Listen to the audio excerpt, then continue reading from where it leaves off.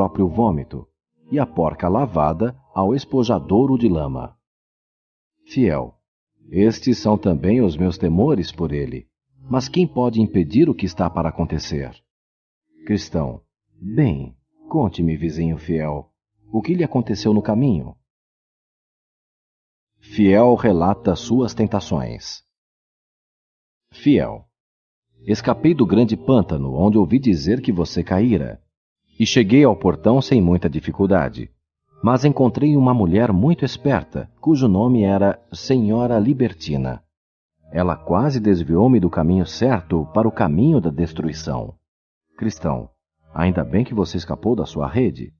Você se lembra de José, que caiu na companhia de uma mulher assim e escapou dela, mas isso quase custou-lhe a vida? O rei Davi foi tentado da mesma forma, só que ele foi engodado pela sua própria concupiscência e caiu no charco da corrupção, que você viu lá atrás no vale. É bem verdade que o Senhor misericordioso o levantou, mas ele teve problemas pelo resto de sua vida. Fiel. Você não pode imaginar, a menos que tenha tido uma experiência semelhante. Que língua lisonjeira uma mulher dessas possui? Ela elogiou-me a coragem e o bom senso em escolher o caminho certo. Falou da minha aparência forte e de meu aspecto saudável, e disse que pensava ser eu uma pessoa agradável de se conhecer. Fez perguntas sobre o meu livro e a minha maneira de viver, como se estivesse interessada no caminho da salvação. E inquiriu se era possível atingir-se a inocência de Adão e Eva. Suspeitei que ela estivesse tentando atrair-me à sua boa figura, por seu comportamento e sua solidária compreensão da natureza humana. Contudo, ela tinha uma personalidade agradável, boas maneiras e uma atitude apropriada. Era tão atraente, especialmente quando falava da liberdade humana e do amor natural, que quase me persuadiu a desviar-me com ela. Só por um instante convidou-me, apenas alguns momentos de prazer. Ela prometeu-me todo tipo de satisfação e disse-me que se houvesse algo de errado naquilo, o bom Deus haveria de me perdoar, como fizera a Davi. Cristão, estou certo de que ela não lhe prometeu a satisfação de uma boa consciência. Fiel, não. Você sabe o que eu quis dizer. Toda espécie de satisfação lasciva e gratificação carnal. Cristão, graças a Deus escapou dela. Cova profunda é a boca das mulheres estranhas. Aquele contra quem o Senhor se irar, cairá nela. Fiel, mas não sei se escapei inteiramente dela ou não. Cristão, por quê? Espero que você não tenha consentido com a infidelidade dela. Fiel, oh não, ela queria ir ao extremo, mas não maculei o meu corpo. Lembrei-me de uma advertência sagrada que diz: os seus pés descem à morte, e os seus passos firmam-se no inferno. Então fechei a mente às suas sugestões sutis e sedutoras, e os meus olhos à sua figura bem talhada, e não me rendi aos seus abraços calorosos. Então ela xingou-me e seguiu o seu caminho. Contudo, não posso dizer que ganhei uma mente totalmente pura desde então. O Senhor sabe que gostaria de jamais havê-la encontrado. Cristão. Quem sabe ficará mais forte e será capaz de ajudar outros a evitar esse grande perigo. Mas você encontrou alguma outra tentação no caminho? Fiel. Sim, quando cheguei ao pé do Monte da Dificuldade, encontrei um homem muito velho que perguntou-me quem eu era e para onde estava indo. Contei-lhe que era um peregrino indo à cidade celestial. Então ele ofereceu: você me parece honesto? Gostaria de morar comigo pelo salário que lhe pagarei? Perguntei-lhe qual era o seu nome e onde morava. Ele disse que se chamava Adão, o primeiro, e vivia na cidade do engano. Indaguei qual era o seu trabalho e quanto ele pagaria. Respondeu que o seu trabalho era acumular e desfrutar das coisas do mundo, e o meu pagamento seria a herança de tudo o que ele possuía. Perguntei-lhe que espécie de casa ele mantinha e que outros criados possuía. Ele contou que a sua casa era provida com todas as luxúrias da vida, e as suas servas eram suas 3 filhas. Concupiscência da carne, concupiscência dos olhos e soberba da vida. Elas tinham um controle de todo o seu trabalho e ficariam encantadas em me ter. Uma delas, ou as três, casaria comigo, se eu tão somente lhe satisfizesse os desejos. Inquiri por quanto tempo ele queria que eu morasse com ele. Respondeu que seria enquanto ele vivesse. Então poderia permanecer na casa enquanto eu mesmo vivesse, ou fazer o que bem quisesse com a propriedade. Eu não precisaria mais continuar em peregrinações abnegadas. Poderia pagar as despesas de viagem de outros peregrinos. Muitos alcançariam a cidade celestial através do meu dinheiro. Cristão. Bem, a que conclusão chegaram você e o velho? Fiel. A princípio senti-me inclinado a aceitar-lhe a oferta. Ele parecia justo e bastante razoável. Mas então recordei as palavras de um velho e fiel peregrino, o apóstolo Paulo. Não erreis. Deus não se deixa escarnecer, porque o que semeia na sua carne, da sua carne ceifará a corrupção. Olhando então para sua face enquanto ele falava comigo, vi estas palavras escritas em sua testa. Despojai-vos do velho homem com os seus feitos. Cristão, e aí? Fiel. Aí veio-me o pensamento de que aquele velho queria-me para escravo, e assim que eu entrasse em sua casa, vender-me-ia a alguém que tivesse o dinheiro. Eu lhe disse então que não poderia desistir de minha peregrinação para viver tal vida com ele, que não a consideraria nem por tudo que ele possuía. Então declarou-me tolo e fanático, e ameaçou enviar atrás de mim alguém que tornaria miserável o meu caminho. Virei-me para ir, e tão logo me virei, ele lançou os braços à volta do meu corpo, dizendo que em primeiro lugar eu era seu filho. E deu-me um tal puxão para trás que eu pensei seria rachado em dois antes de conseguir livrar-me dele. Então bradei: ó homem miserável! Aí senti que alguém invisível segurou-me do outro lado, puxando-me para o alto do morro. Na metade do caminho, olhei para trás e vi alguém vindo após mim, veloz como uma águia. Este alcançou-me onde fica o caramanchão. Cristão, foi aí que me sentei para descansar e peguei no sono e perdi do peito este precioso livro. Fiel, não é estranho? Mas ouça o restante da minha história. Tão logo meu perseguidor alcançou-me, deixou escapar algumas palavras e desferiu-me um soco terrível. Quando recuperei-me o suficiente, perguntei-lhe por que o fizera. Ele respondeu que por causa de minha secreta inclinação a Adão, o primeiro, eu certamente pertencia à sua casa, e golpeou-me outra vez, nocauteando-me completamente. Quando voltei a mim, implorei por clemência. A lei não conhece clemência, afirmou ele, e com isso derrubou-me novamente. Sem dúvida, ter-me-ia matado, se aquele que me livrara do velho Adão não chegasse de repente e o mandasse desistir. Cristão, você sabe quem era essa pessoa? Fiel. No começo eu não sabia, mas quando ele passou, vi cicatrizes em suas mãos e pés, e soube que era o nosso Senhor. Cristão, aquele homem que o perseguiu era Moisés, ou um de seus homens. Moisés não poupa ninguém, e não conhece misericórdia. Com ele, todos devem pagar a penalidade de uma lei quebrada. A sua regra absoluta é: a alma que pecar, essa morrerá. Fiel, eu o conheço bem. Não é a primeira vez que o encontro. Certa feita, ele me disse que queimaria a minha casa sobre a minha cabeça se eu ficasse lá. Cristão, mudando de assunto, você viu a grande casa no topo do morro, um pouco acima de onde Moisés o alcançou? Fiel, sim, e os leões também, em frente à casa. Mas achei que os leões estivessem dormindo, porque era cerca do meio-dia. Eu ainda tinha muitas horas de claridade, então passei pelo porteiro e desci o morro. Cristão, sim, o porteiro me disse que viu você passar. Aqueles leões estavam acorrentados. Eu gostaria que você tivesse parado na casa, ao menos por um dia. Eles o teriam recebido alegremente. A hospitalidade e a amizade deles são maravilhosas. Eles ter-lhe-iam mostrado umas coisas de que você jamais se esqueceria. Mas diga-me, por favor, encontrou alguém no Vale da Humildade?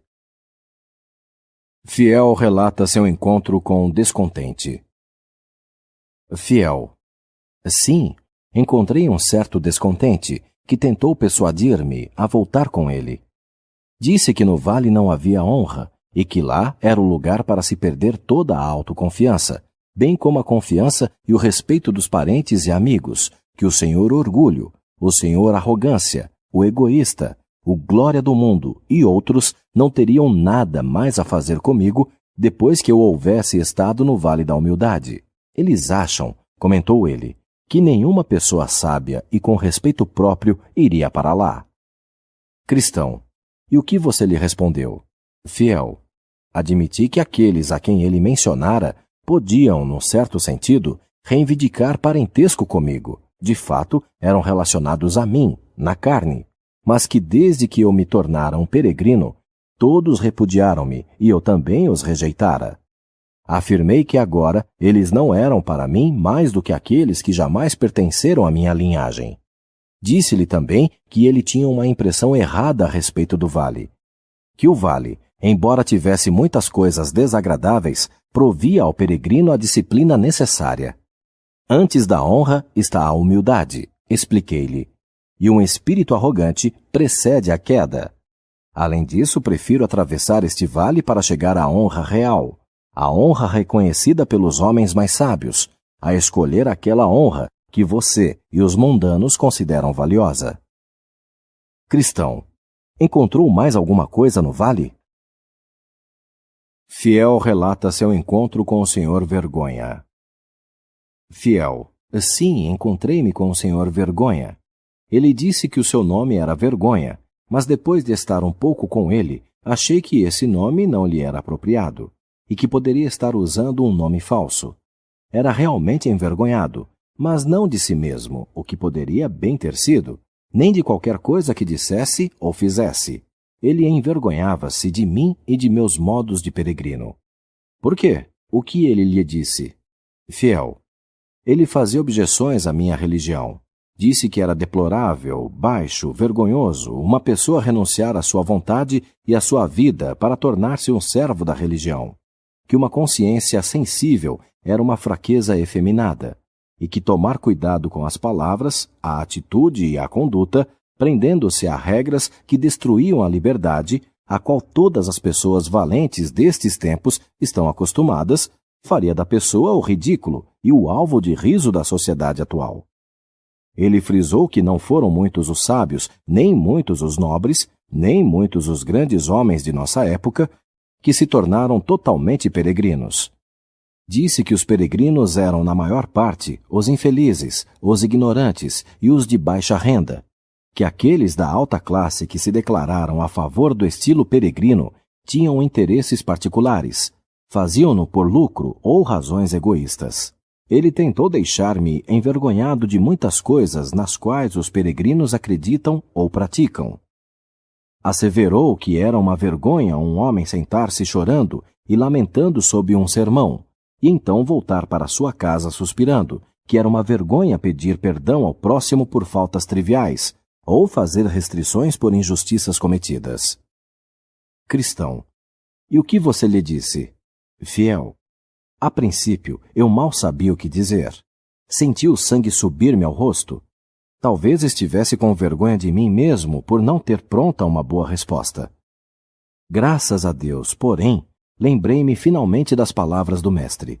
O que entre os homens é elevado, perante Deus, é abominação. Então eu lhe disse, vergonha, você me diz o que os homens são e o que eles farão, mas não me diz nada sobre Deus. No dia do julgamento, não serei inquirido acerca do que os homens pensavam de mim, nem serei julgado pelo que você e o mundo pensam.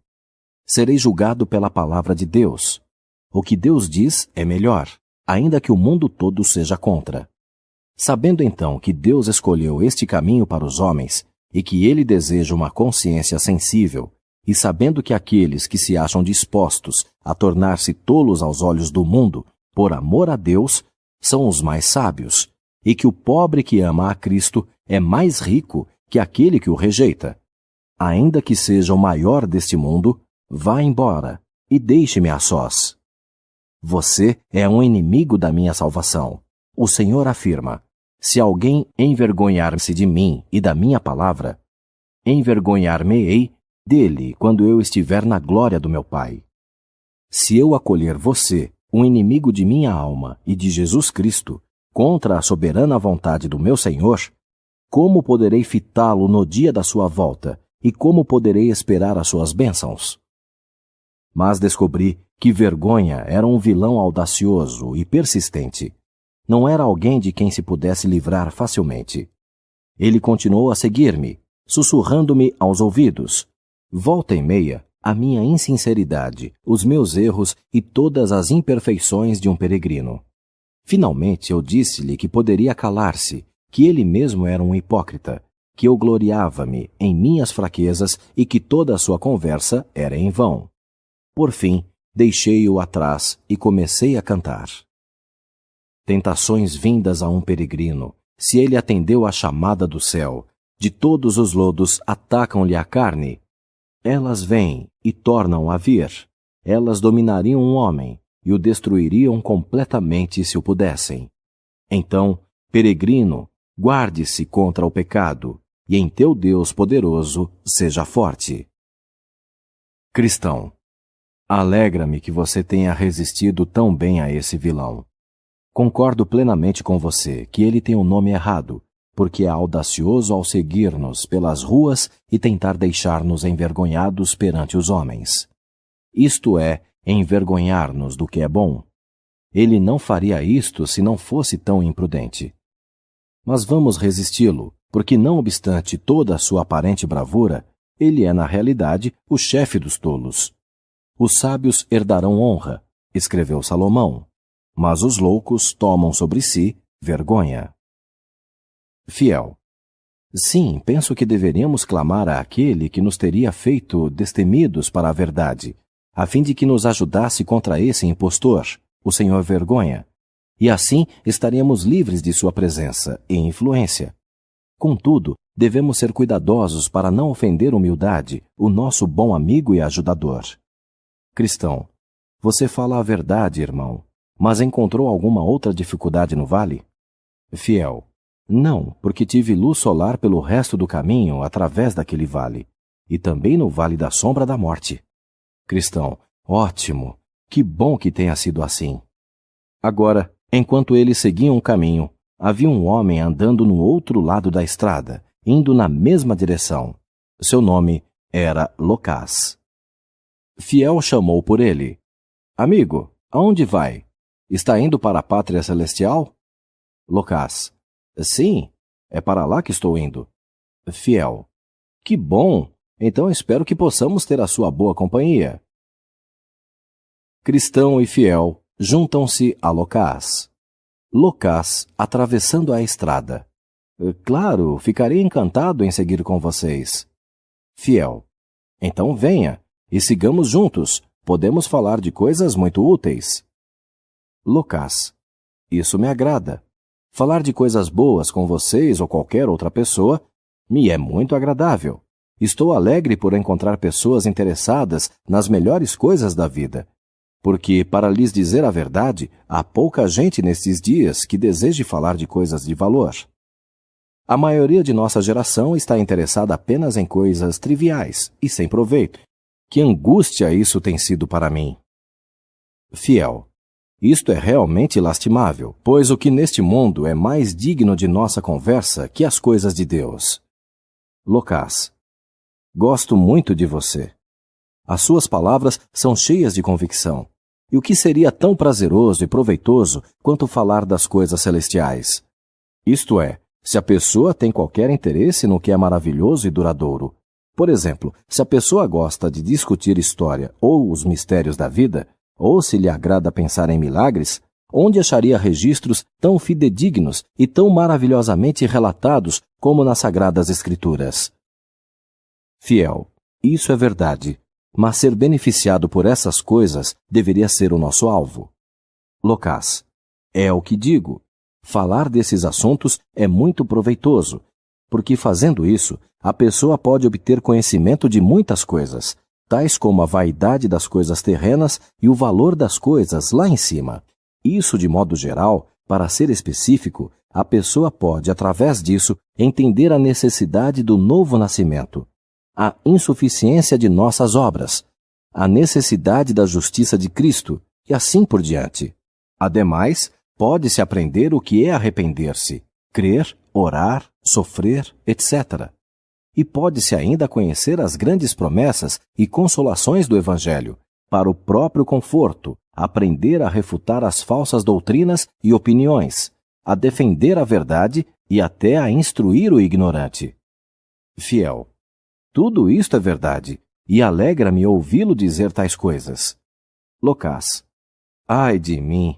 A falta delas é a causa de tão poucos compreenderem a necessidade da fé e da obra da graça no coração, a fim de ter vida abundante e de tantos viverem ignorantemente nas obras da lei, pelas quais ninguém pode ganhar o reino do céu. Fiel. Sim, mas o recebimento dessas coisas é dom de Deus. Ninguém as alcança por esforço humano, ou apenas por falar delas. Locás. Disso eu sei muito bem. Ninguém pode receber nada, a não ser que lhe seja dado de cima. Tudo é pela graça, não por obras.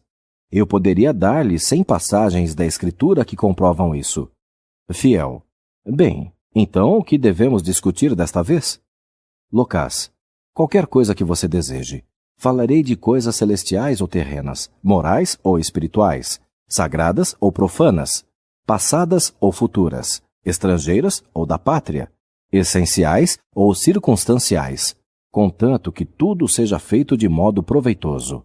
Fiel, pensando um instante em que tipo de pessoa seria Locás, enquanto este subia devagar. Alcançando o cristão, que estava alguns passos à frente, falou-lhe: que companheiro corajoso e bem informado nós temos! Certamente será um excelente peregrino. Cristão sorrindo modestamente. Este camarada, com a língua que tem, desencaminhará aqueles que não o conhecem. Fiel. Você o conhece, então? Cristão. Se o conheço? Sim, melhor que ele mesmo. Fiel. Por favor, diga-me que espécie de pessoa ele é. Cristão. Seu nome é Locás, e ele é de nossa cidade. Estou surpreso por você não o conhecer, embora a nossa cidade seja grande. Fiel. De quem ele é filho e onde mora? Cristão. Ele é filho de um tal Falabem. Mora na Travessa Tagarelice e é conhecido como o Locás da Travessa Tagarelice. Não obstante o seu amplo vocabulário, a sua loquacidade e a sua língua lisonjeira, ele é um companheiro lamentável. Fiel. Bem, mas parece ser verdadeiro. Cristão. Sim, fora de casa, para aqueles que não o conhecem bem, como os quadros de alguns artistas que parecem melhores à distância. Fiel. Mas você sorriu, o que quase me levou a pensar que estivesse zombando. Cristão. Deus me livre de zombar deste homem ou de quem quer que seja. Talvez não devesse ter sorrido, mas eu estava sorrindo apenas de sua elevada opinião sobre ele. Longe de mim acusar falsamente alguém. Contudo, dir-lhe-ei que espécie de companheiro é ele. Ele é para qualquer tipo de companhia e de conversa. Orgulha-se de ser adaptável. Como um camaleão, muda a cor cada vez que muda de ambiente. Pode conversar tão facilmente numa taberna como está conversando com você. E quanto mais ele bebe, mais conversa. A religião pura não tem lugar em seu coração, em sua casa ou em seu viver diário. A sua religião está apenas na língua. Ele usa a religião como conversa de passatempo e entretenimento. Fiel. É mesmo? Então estou muito enganado com ele. Cristão. Você está enganado se achar que ele é um grande peregrino. Lembre-se do provérbio. Dizem e não praticam. Porque o reino de Deus não consiste em palavras, mas em virtude. Quando ele fala de oração, arrependimento, fé e novo nascimento, não está falando de sua experiência pessoal, mas meramente repetindo o que ouviu. Já estive em sua casa e já observei tanto no lar quanto fora dele, e sei do que estou falando. O seu lar é tão vazio da religião de Cristo quanto uma clara de ovo é sem sabor. Em sua vida não há sinal de arrependimento ou devoção. Ele é uma mancha e uma vergonha para o cristianismo diante de todos os que o conhecem. O nome de Cristo é escarnecido em toda a cidade por causa dele. Muitos de seus vizinhos falam dele, fora de casa é um santo, dentro de casa um demônio. A família dele também pensa assim. Ele é rude, desagradavelmente grosseiro, com o temperamento de uma serra circular e a língua de um escorpião. Quando se ira, é capaz de xingar a própria mãe. As pessoas que são obrigadas a lidar com ele afirmam que é mais fácil lidar com um criminoso. Se possível, ele irá além do que iria um escroque para enganar, trapacear e defraudar. Contudo, com a sua própria segurança, ele dá um jeito de permanecer dentro dos limites da lei. Ademais, ele está levando os filhos a seguir-lhe os passos, e se ele descobre que um deles está manifestando uma consciência sensível, xinga-o de cabeça dura, estúpido, tolo e medroso. Da minha parte, sou da opinião de que ele, por sua vida perniciosa, tem levado muitos a tropeçar e a cair, e a menos que Deus impeça, será a ruína de muitos mais. Fiel. Bem, cristão, eu sou obrigado a acreditar em você, não apenas porque diz conhecê-lo, mas porque sei que você é verdadeiro. Não acho que diria essas coisas com má intenção. Creio serem reais e sei que você acha bom os companheiros peregrinos tomarem conhecimento delas. Cristão, se eu não o conhecesse há mais tempo, poderia ter tido dele a mesma ideia que você teve a princípio. Ou se a fonte de minha informação houvesse sido apenas aqueles que rejeitam a religião cristã, eu teria achado que era difamação, o que frequentemente vem de línguas maliciosas, contra o nome e a confissão de bons homens. Mas por todas estas coisas, sim, e muitas mais, igualmente más, posso provar por meu conhecimento que ele é culpado. Além do que, os melhores homens envergonham-se dele. A menção de seu nome àqueles que o conhecem os faz corar. Fiel. Bem, vejo que falar e fazer são duas coisas distintas, e daqui em diante observarei mais de perto essa distinção. Cristão. Elas são, de fato, duas coisas inteiramente diferentes. Tão diferentes quanto o corpo e a alma. Porque assim como o corpo, sem a alma está morto. O falar sozinho nada mais é que uma carcaça. A prova da religião pura são os frutos. A religião pura e imaculada para com Deus, o Pai, é esta: visitar os órfãos e as viúvas nas suas tribulações e guardar-se da corrupção do mundo. Disso, Lucas é totalmente inconsciente. Ele pensa que ouvir e falar da religião cristã faz da pessoa um cristão. Ouvir é apenas receber momentaneamente a semente na alma, e falar sobre ela não é prova suficiente de que o fruto está de fato no coração e na vida. E estejamos certos de que no dia do julgamento os homens serão julgados de acordo com seus frutos. Paulo afirma que alguém pode falar a língua dos anjos e dos homens, e não possuir o amor ou a caridade de Deus, sendo nada mais que o metal que ressoa ou o sino que tine. Palavras que não dão vida, faladas por homens ou anjos, não serão ouvidas no reino do céu, entre os filhos da vida. Fiel. Bem, não que eu estivesse demasiadamente afeiçoado à companhia dele no princípio, mas agora estou farto dela. O que faremos para nos livrar dele? Cristão. Vá até ele e inicie uma séria discussão sobre o poder da verdadeira fé que transforma. E indague-lhe abertamente se existe este poder divino em seu coração e em sua vida, e como ele afeta o seu lar e o seu viver. Fiel, deixando-se ficar atrás e sendo alcançado por Lucas. Já que você me deixou escolher o assunto, que seja este: como a graça salvadora de Deus se manifesta no coração e na vida do homem? Lucas. Vejo que a nossa conversa será sobre o poder das coisas. Este é um ótimo tema, e você tocou numa questão muito importante. Alegro-me de poder responder resumidamente. Primeiro, a graça de Deus no coração causa um forte protesto contra o pecado. Segundo, fiel. Um momento. Trataremos de uma coisa de cada vez. Penso que a graça de Deus revela-se, levando a alma a abominar os seus pecados. Lucas. Bem, qual a diferença entre protestar contra e abominar o pecado? Fiel. Uma grande diferença. O protestar contra o pecado é considerado por alguns uma boa política. Mas ninguém pode abominar o pecado se não sentir por ele uma piedosa aversão. Já ouvi pregadores clamar contra o pecado no púlpito, apesar de acolhê-lo no coração, no lar e na vida particular. A ama de José bradou contra aquilo de que falsamente o acusava, como se fosse muito pura. Contudo, havia tentado em vão seduzir José a fornicar com ela. Alguns gritam contra o pecado como uma mãe que ralha com o bebê no colo, chamando-o de porco ou mal educado, mas então abraça-o ao peito e beija-o afetuosamente. Lucas. Vejo que você gosta de pôr armadilhas. Fiel. Oh, não. Apenas quero esclarecer bem as coisas.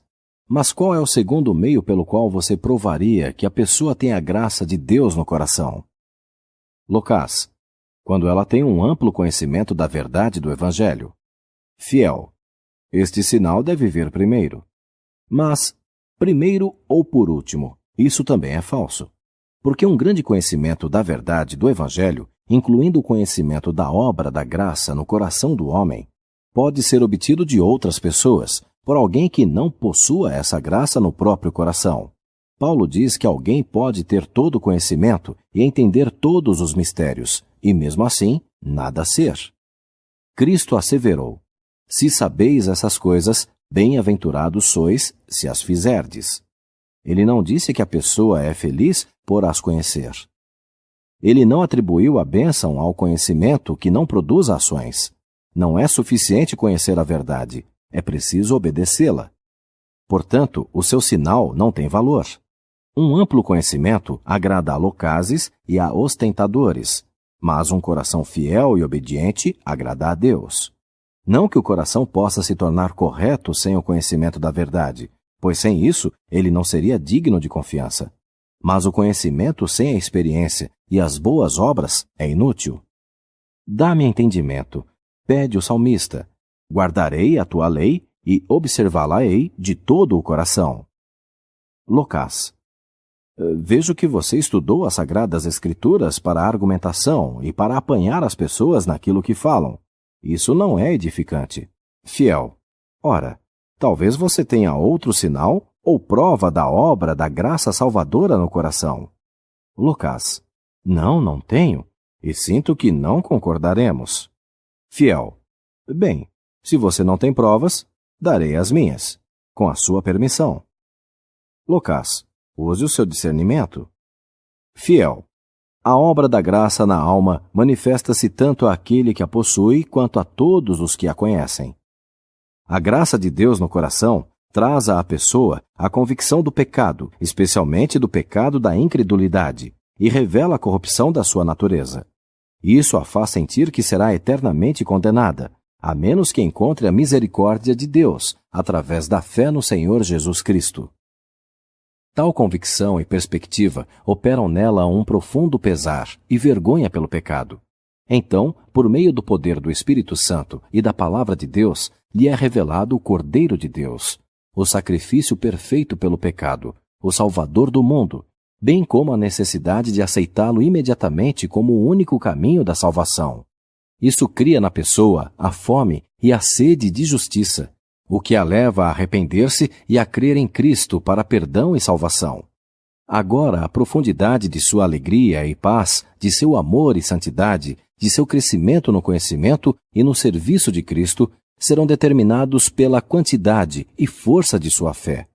E a sua fé crescerá com o uso, superando a dúvida e o temor, a autocondenação, a confusão, o engano, bem como o raciocínio, o julgamento e a imaginação distorcidos. Tudo isso constitui uma evidência irrefutável de que a pessoa possui a graça de Deus.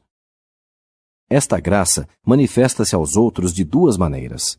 Primeira, por uma confissão pública de fé em Cristo, sendo batizada em seu nome e unindo-se aos demais que nele creem. Segunda, por um viver em conformidade com seus ensinamentos, a saber, orando diariamente por orientação e força, estudando seriamente a palavra de Deus a fim de conhecer e cumprir-lhe a vontade, testemunhando aos outros de sua graça salvadora e dando de seu tempo e dinheiro para o serviço de Cristo. Assim, a sua família e os seus vizinhos notam que ela ama a Deus e a humanidade, não apenas em palavras, mas por atos e em verdade. Um hipócrita pode falar dessas coisas, mas para tê-las e praticá-las, é preciso ser um filho de Deus. Esta é uma breve descrição da obra da graça e de como ela se manifesta aos homens. Se você tem alguma objeção, sinta-se livre para expressá-la. Se não, posso propor-lhe uma segunda questão? Locas. Não, a minha parte agora não é objetar, mas ouvir. Portanto, diga-me qual é a segunda questão. Fiel. É esta. Você experimentou a primeira parte dessa manifestação em seu íntimo, e a sua vida e conduta diária manifestam-na aos outros? Ou a sua religião consiste apenas em conversa, em vez de atos e verdade? Agora, por favor, se você estiver disposto a responder isso, não diga nada além do que você sabe ser verdade e o que agradará a Deus, e nada além do que a sua consciência aprovará. Porque não é aprovado quem a si mesmo se louva, mas sim aquele a quem o Senhor louva.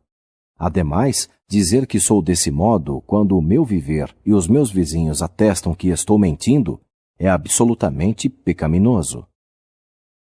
Locas, começando a corar, mas recobrando-se de seu embaraço. Você entrou neste assunto de experiência, consciência e Deus, e de apelar a Deus por justificação do que se diz e se faz. Eu não esperava esse tipo de questionamento, por achar que são assuntos particulares, e não me considero obrigado nem disposto a responder tais questões. Você pode considerar-se um examinador, embora eu me recuse a aceitá-lo como meu juiz. Mas, por favor, diga-me por que fez tais perguntas. Fiel. Porque vi a sua prontidão para dialogar, e não sabia que você nada tinha além de palavras.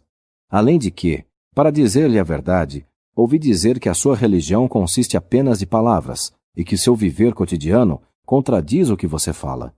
Disseram-me que há uma nódoa entre os cristãos, e que traz opróbrio à religião de Cristo, que alguns já tropeçaram em seus maus caminhos, e muitos outros acham-se em perigo de ser destruídos por seu exemplo ímpio.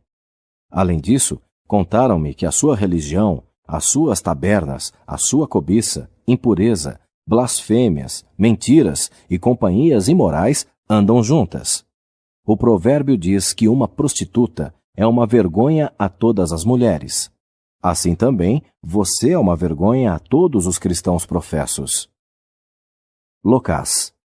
Já que você é propenso a seguir boatos e a julgar tão precipitada e injustamente, só posso concluir que você é um crítico rabugento e melancólico, inadequado para uma conversa benfazeja. Assim sendo, digo-lhe adeus.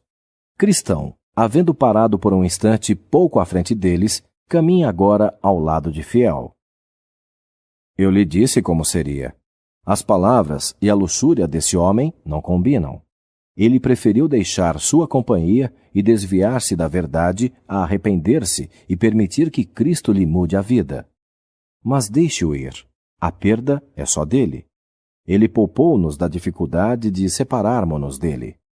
A menos que ele houvesse mudado, o que é duvidoso, teria sido uma ruína e uma nódoa em nossa companhia. Conforme recomendou o apóstolo, aparta-te dos tais. Fiel. Contudo, alegro-me de haver tido com ele esta pequena discussão. Pode ser que ele venha a pensar nestas coisas. De qualquer modo, fui honesto e sincero com ele, e sinto-me livre de qualquer responsabilidade se ele estiver definitivamente perdido. Cristão, você fez bem em falar-lhe claramente.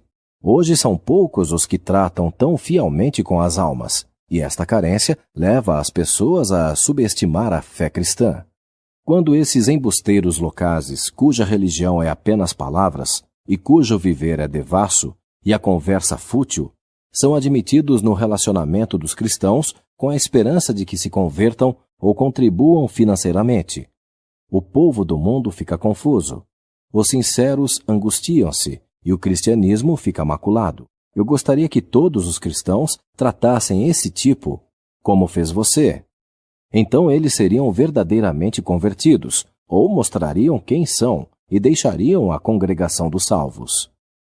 Assim, os dois seguiram caminho, conversando sobre o que tinham visto e aprendido, tornando a viagem tanto proveitosa quanto agradável. Do contrário, a jornada haveria de ser indubitavelmente tediosa, pois a esta altura caminhavam penosamente por um deserto.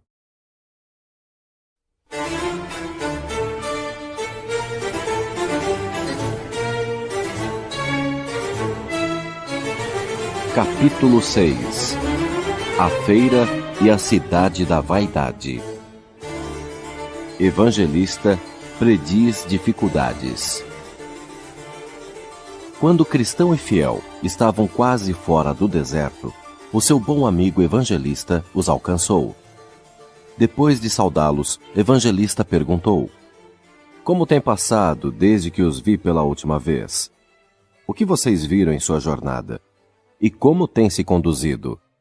Então eles lhe contaram suas experiências do caminho, e de que modo e com que dificuldades haviam chegado até ali.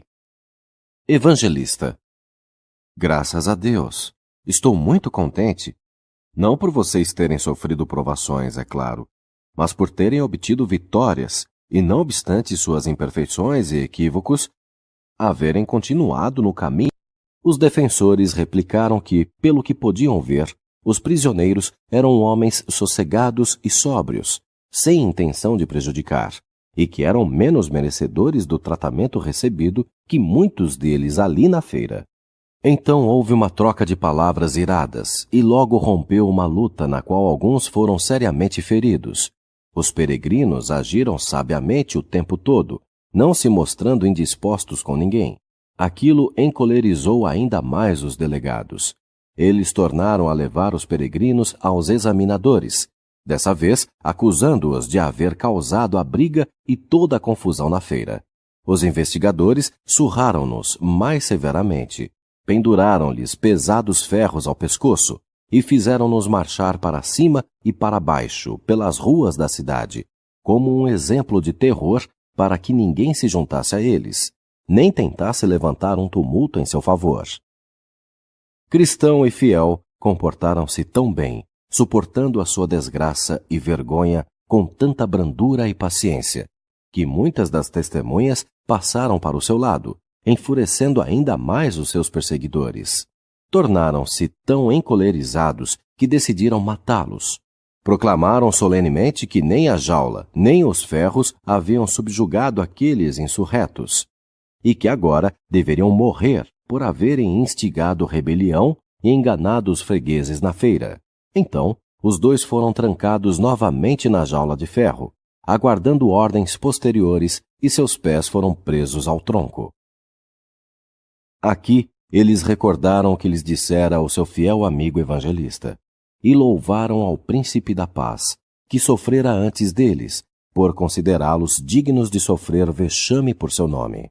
E lembraram também das palavras confortadoras de Evangelista, que aquele que fosse chamado para dar a sua vida seria mais honrado e abençoado que o outro, porque escaparia aos infortúnios da estrada e chegaria bem mais cedo à cidade celestial. Por conseguinte, cada um deles desejou secretamente ter a primazia. Contudo, com sereno contentamento, confiaram-se à vontade daquele que faz bem todas as coisas. Aceitaram a sua sina como a vontade de Deus para eles naquele momento e esperaram pacientemente pelo que haveria de vir.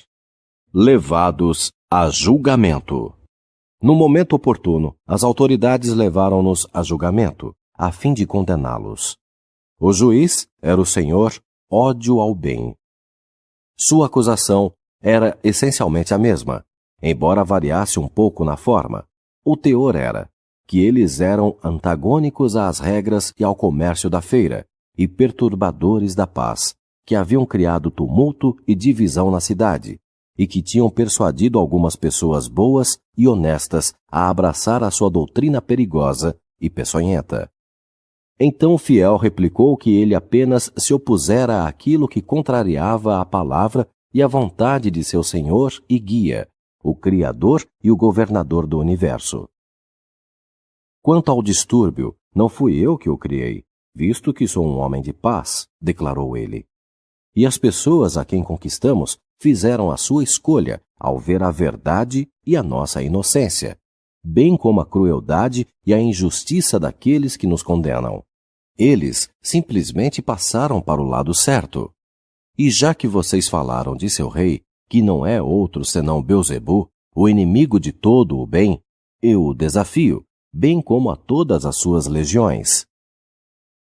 Então foi feito um requerimento para que todos os que tivessem alguma coisa a dizer pelo rei Belzebu contra aqueles homens nas barras do tribunal, viessem dar seu testemunho.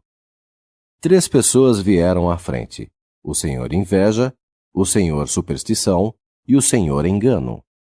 Indagaram-lhes se conheciam os prisioneiros e o que tinham a dizer em favor de seu senhor, o rei, e contra os 2 presos. O senhor Inveja levantou-se e começou: Meritíssimo, conheço este homem há muito tempo, e juro perante esta corte que... Juiz. Um momento. Oficial, tome-lhe o juramento. Meritíssimo, este homem, não obstante o seu nome plausível, é um dos homens mais corruptos deste país. Não respeita regras ou pessoas, leis nem costumes, mas faz tudo o que pode para impor aos outros as suas ideias desleais. Ele chama a essas ideias de princípios de fé e santidade. Ouviu dizer que o cristianismo e os costumes desta cidade da vaidade não têm nada em comum. De fato, são diametralmente opostos e não podem ser reconciliados. Com tal declaração, ele não condena apenas todos os nossos louváveis modos de viver, mas também a nós, por o seguirmos.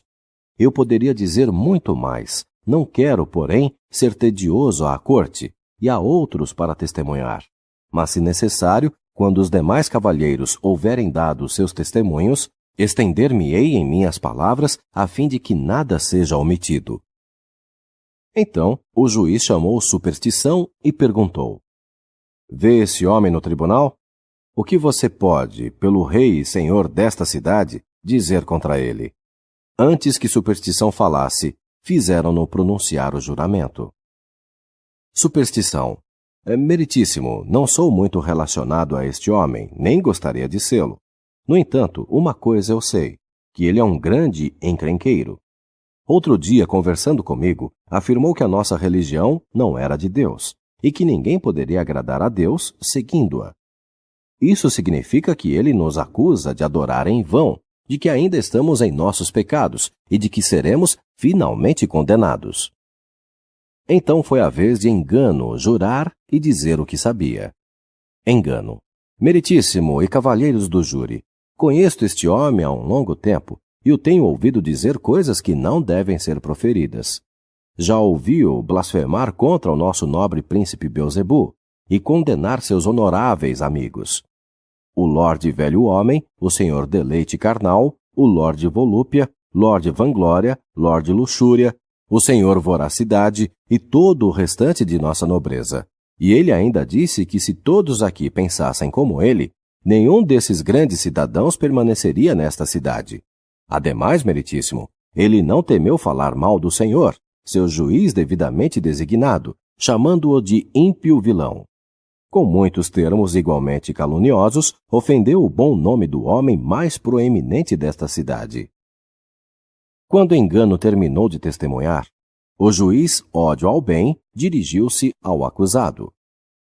Seu vagabundo, renegado, traidor, herético, ouviu que esses fidedignos cidadãos testemunharam contra você? Fiel. Juiz, posso dizer algumas palavras em minha defesa? Juiz, seu réprobo, você merece morrer, ser apedrejado até a morte aqui mesmo. Mas para que todos vejam a nossa bondade e imparcialidade para consigo, ouviremos o que tem a dizer a seu favor. Fiel. Em resposta ao que disse o senhor Inveja, desejo declarar que o que disse e tudo o que disse foi que todas as regras, leis, costumes e pessoas contrários à palavra de Deus são diametralmente opostos ao cristianismo. Se estou errado nessa declaração, acho-me aberto à persuasão. Mostre-me em que estou errado, e retratar-me-ei e pedirei desculpas. Quanto ao senhor superstição e sua acusação contra mim, falei apenas isto. A adoração a Deus requer uma fé sobrenatural. Mas não pode haver fé sobrenatural sem a revelação da divina vontade de Deus. Assim sendo, qualquer coisa incorporada na adoração a Deus que não esteja em conformidade com a sua vontade é de fé humana, e tal fé não pode alcançar a vida eterna. E sobre o que testemunhou o Senhor engano, não usei os termos de que ele acusou-me de usar, mas realmente disse e sustentarei que o príncipe desta cidade e toda a sua turba de amigos deveriam antes estar no inferno que nesta cidade e neste país. Se isto é deslealdade e blasfêmia, façam o que achar melhor. Estou à mercê dos senhores. Juiz ode ao bem.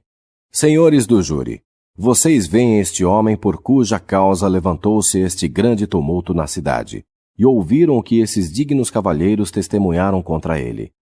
Também ouviram sua réplica e confissão. Agora está em seu poder executá-lo ou salvar-lhe a vida. Mas instruí-los-ei conforme a lei. Houve uma lei criada nos dias de Faraó, o grande servo de nosso príncipe, que para evitar a multiplicação e o fortalecimento daqueles com uma religião contrária, ordenava que dentre eles os do sexo masculino fossem jogados no rio. Também houve uma lei no tempo de Nabucodonosor, outro servo de nosso príncipe, que mandava lançar na fornalha ardente qualquer um que não se curvasse em adoração da sua imagem de ouro. E houve um decreto publicado nos dias de Dario, que condenava a ser jogado na cova dos leões aquele que orasse a outro Deus que não fosse ele. Agora, o princípio desta lei foi quebrado por este rebelde, não apenas em pensamento, que não deveria brotar, mas também em palavras e atos, que não podem ser tolerados. A lei de Faraó foi feita sobre uma hipótese, a fim de prevenir um desastre, sem que houvesse crime aparente. Aqui, porém, há um crime aberto, notório a todos. E quanto à segunda e à terceira lei, vocês viram e ouviram suas contestações à nossa religião. Pelo que confessou, merece morrer. Então os jurados, cujos nomes eram cegueira, indigno, malícia, concupiscente, libertino, precipitado, sabichão, inimizade, impostor, crueldade, Judas e teimoso, deixaram o recinto. Quando ficaram sozinhos na sala do júri, expressaram a sua opinião e chegaram a um veredito: culpado, e recomendaram a pena de morte. Fiel é executado. O juiz ouviu o veredito, aceitou a recomendação e marcou a data da execução. Assim, Fiel morreu no patíbulo, leal às suas convicções, selando o seu testemunho com o próprio sangue. Nesse momento, eu vi atrás da multidão uma carruagem de ouro e uma parelha de cavalos de fogo, esperando por Fiel, que tão logo os seus adversários fizeram tudo o que puderam contra ele. Foi rapidamente tomado pela carruagem e levado para o alto, através das nuvens, a caminho da cidade celestial. Penso ter ouvido o som de uma trombeta, quando ele atingiu o portão de pérola. Cristão é encarcerado e depois liberto. Cristão, por sua vez, teve um breve repouso. Foi levado de volta à prisão, onde permaneceu por algum tempo. Depois, como dispôs o Senhor de todas as coisas, foi libertado. Ele seguiu então o seu caminho cantando: Fiel, você honrou o seu nome. Foi fiel aquele com quem agora você é bendito. Enquanto os busca prazeres, homens sem fé, choram de medo e não têm esperança de descanso. Canta, fiel, canta, o seu nome subsistirá. Porque embora o tenham matado, você ainda vive.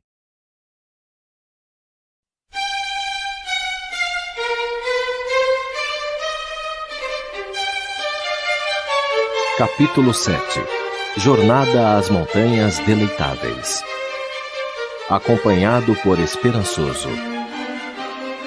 Cristão não se afastara muito da cidade, quando encontrou Esperançoso, que só recentemente tornara-se um peregrino. Ele contou a Cristão que era da cidade da vaidade, que presenciara o tratamento cruel e injusto dispensado a ele e a Fiel pelos brutos da feira, e que testemunhara a execução de Fiel. Observara o bom comportamento de ambos em seu sofrimento, o que o levara a volver-se do mundo e de seus caminhos para a crença e a vida de um peregrino. Os dois homens firmaram um pacto de serem bons companheiros até o final do caminho. Esperançoso confidenciou a Cristão haver muitos outros na feira que, a seu tempo, seguir-lhes-iam o exemplo. Então Cristão sentiu que o seu sofrimento e a morte brutal de Fiel não tinham sido em vão. O encontro com os hipócritas.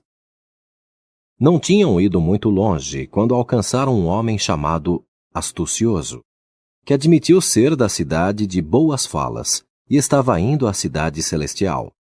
Mas ele não lhes disse o seu nome. Cristão. De Boas Falas? Vocês têm muitos bons cidadãos em sua cidade? Astucioso. Sim, senhor. É uma boa cidade. Cristão. Meu nome é Cristão, e este é meu bom amigo, o senhor Esperançoso. Qual é o seu nome? Astucioso. Sou um estranho para vocês, e vocês para mim. Se vão pelo meu caminho, fico alegre com a sua companhia. Cristão. Já ouvi falar dessa cidade de Boas Falas, e pelo que me lembro, é um local rico. Astucioso. É sim, e tenho muitos parentes ricos por lá. Cristão.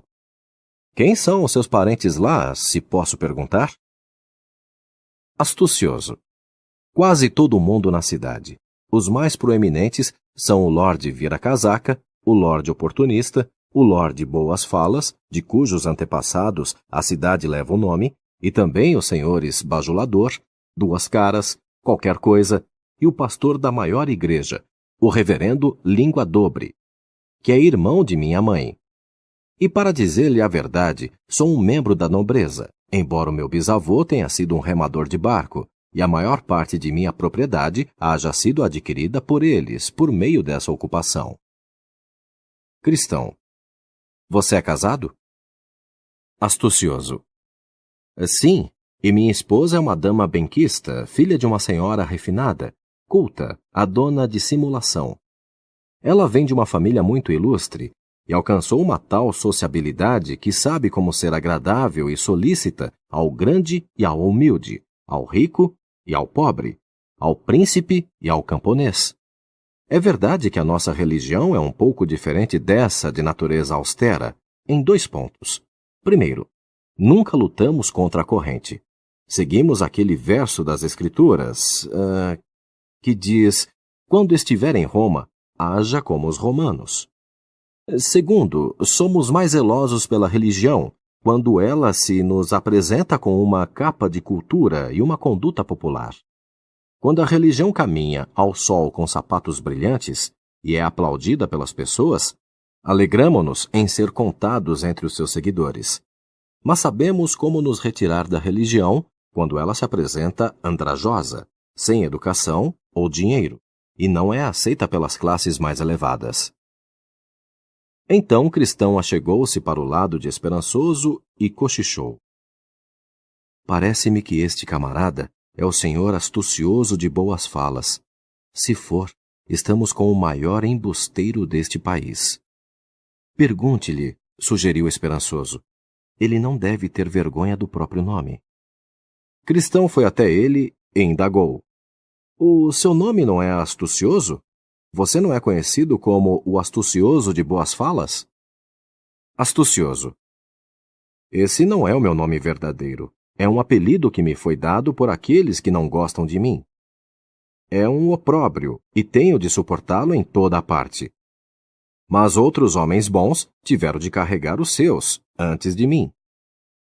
Cristão. Mas por que o chamam assim? Astucioso. Como lhe disse, Eles não gostam de mim. O que eu sempre fiz, e que desagradava aos meus conhecidos, era que sempre olhava à frente, e tinha o bom senso ou sabedoria para escolher o melhor para mim, antes que pudessem ver claramente o que era melhor. A minha sorte tem sido conseguir as melhores coisas na vida, e se as coisas boas vêm parar no meu caminho, eu as conto como bênçãos e deixo que os ciumentos e maliciosos, que me rotulam com um nome falso, sejam condenados. Cristão, achei que você fosse o homem de quem ouvira falar, e agora temo que esse nome lhe caiba melhor do que você está disposto a admitir. Astucioso. Bem, se você pensa assim, não posso evitar. De qualquer modo, acharão agradável a minha companhia, se ainda me aceitarem como companheiro. Cristão, se você vier conosco, terá de ir contra a maré. O que, de acordo com o que afirmou, é contrário aos seus hábitos. Deverá abraçar a nossa religião quando ela aparecer vestida de trapos, sob o olhar de desagrado do mundo. Da mesma forma que quando ela caminhar de sapatos brilhantes, desfilando cheia de alegria sob os aplausos dos homens. E terá de lhe ser fiel acorrentado a ferros, tanto quanto em regozijo de liberdade. Astucioso. Você não deve impor-me a sua crença, nem assenhorar-se de minha fé. Deixe-me livre e à vontade para escolher e viajarei com você. Cristão. Isto é impossível, porque andarão dois juntos, se não estiverem de acordo. Que sociedade tem a